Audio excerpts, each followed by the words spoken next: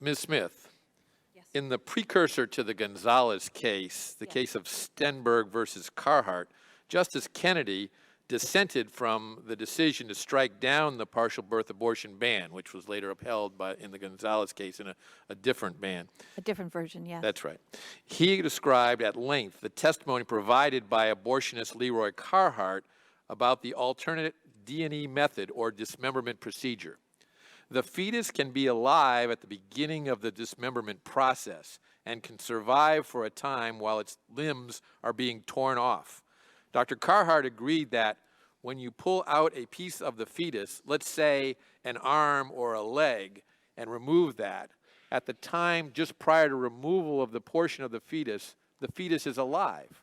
Dr. Carhart also has observed fetal heartbeat via ultrasound with extensive parts of the fetus removed, and testified that mere dismemberment of a limb does not always cause death because he knows a physician who removed the arm of a fetus only to have the fetus go on to be born as a living child with one arm.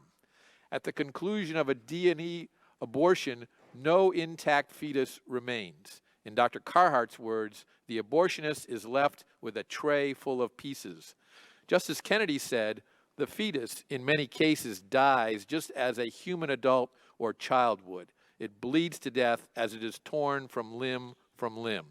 Ms. Smith, do you believe this practice represents a humane way to die?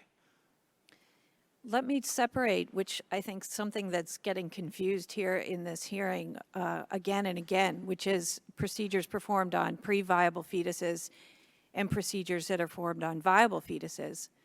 Both of the women here on this panel are here today because they were viable at the time the procedures were performed. What you're talking about is pre-viability procedures performed on a fetus that cannot survive outside. Maybe not. Justice Kennedy was talking about a child that was born alive with only one arm because the other had been pulled off already in the abortion procedure. My question to you is, are you going to answer it? Is this a humane way to die?